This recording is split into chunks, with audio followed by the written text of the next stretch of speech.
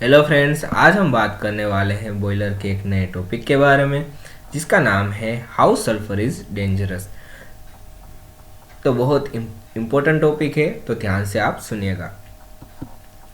तो सबसे पहले मैं आपको बताता हूँ फ्लू गैसेस के बारे में। फ्लू गैसेस किसको बोलते हैं? तो जो चिमनी में से बाहर निकलती है उस गैसेस को हम बोलते हैं फ्लू गैसेस। उस गैसेस में रहती है सल्फर डाइऑक्साइड, कार्बन मोनोऑक्साइड, ठीक है, बहुत तरह की उसमें गैसेस रहती है। तो इन सभी को बोलते हैं फ्लू गैसेस। तो यहाँ पे कहा गया है कि अगर फ्लू गैसेस में सल्फर की मात्रा ज़्यादा है तो उस फ्लू गैसेस को हमको हायर टेम्परेचर पे एटमॉस्फेयर में छोड़ना है। अगर हमने फ्लू गैसेस को हायर टेम्परेचर पे एटमॉस्फेयर में नहीं छोड़ा तो क्या होगा? तो अगर हमने लो टेम्परेचर पे फ्लू गैसेस को एटमॉस्फेयर में छोड़ा तो सल्फर का टेम्परेचर कम होगा। सल्फर का टेम्परेचर कम होगा। अगर सल्फर का टेम्परेचर ड्यू पॉइंट टेम्परेचर से कम हो गया तो सल्फर जो गैस है वो लिक्विड में कन्वर्ट हो जाएगी। अगर सल्फर लिक्विड में कन्वर्ट हो गया तो वो जो सल्फर गैस है वो लिक्विड में अगर कन्वर्ट हो गया तो वो वाटर वेपर के साथ या फिर वाटर स्टीम के साथ मिक्स होकर सल्फ्यूरिक एसिड बनाएगा, H2SO4 बनाएगा, जो बॉयलर के इंटरनल पार्ट्स को डैमेज करेगा और उसकी लाइफ को रिड्यूस करेगा।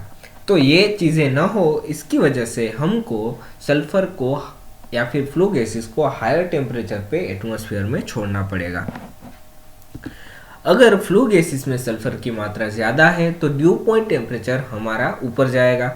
अगर फ्लू गैसेस में सल्फर की मात्रा कम है तो ड्यू पॉइंट टेम्परेचर अपना नीचे जाएगा। तो सल्फर की मात्रा अगर कम रहेगी तो अपने फायदेकारक है, क्योंकि उसमें ड्यू पॉइंट टेम्परेचर नीचे जाता है। तो यहाँ पे हम कह सकते हैं कि उसकी मदद से हम बॉयलर की इफ़िशियंसी बढ़ा सकते हैं या फिर घटा सकते हैं। जो अगर सल्फ़र ज़्यादा है तो बॉयलर की इफ़िशियंसी कम हो जाएगी, अगर सल्फ़र कम है तो बॉयलर की इफ़िशियंसी बढ़ जाएगी। तो यहाँ पे हम एक और चीज़ कह सकते हैं कि if sulphur is more in flue gases then more sulphur dioxide is mix in atmosphere. अगर फ्लू गैसेस में सल्फ़र ज़्यादा है तो क्या होगा? तो ज़्यादा सल्फ़र बाहर निकलेगा चिमनी में से और सल्फ़र डाइऑक्साइड ज़्यादा बनेगा, जिसकी वजह से एसिड रेन भी होता है और एटमॉस्फेयर को नुकसान करेगा, ठीक है। और दूसरा है for eliminating this we increase temperature of flue gases, ठीक है। तो अगर ये नहीं होना चाहिए उसके कारण हम क्या करते हैं? तो उसके कारण हम ये करते हैं कि हम उसका टेम्परेचर बढ़ा देते हैं फ्लू गैसेस का, ठीक है। तो अगर फ्लू गैसेस का टेम्परेचर बढ़ाएंगे तो ज़्यादा टेम्परेचर पे फ्लू गैसेस चिमनी में से बाहर निकलेगी, जिसकी मदद से क्या होगा? जिसकी मदद से एटमॉस्फेयर का टेम्परेचर बढ़ेगा और ग्लोबल वार्मिंग के चांसेस रहेंगे, ठीक है। So we use electrostatic precipitator और साइक्लोन ऑपरेटर टाइप मशीन। तो ये सब रोकने के लिए हम यूज़ करते हैं इलेक्ट्रोस्टैटिक प्रेसिपिटेटर और साइक्लोन ऑपरेटर टाइप मशीन का यूज़ करते हैं।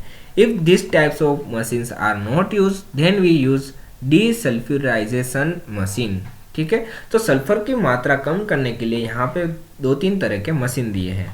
फर्स्ट है प्रेसिपिटेटर, इलेक्ट्रोस्टैटिक प्रेसिपिटेटर और साइक्लोन ऑपरेटर टाइप मशीन, और दूसरा है यहाँ पे सल्फ्यूराइजेशन मशीन, ठीक है। तो इन मशीनों की मदद से हम सल्फर की मात्रा कम कर सकते हैं, जिसकी वजह से हमको और एटमॉस्फेयर को कोई नुकसान नहीं हो, ठीक है।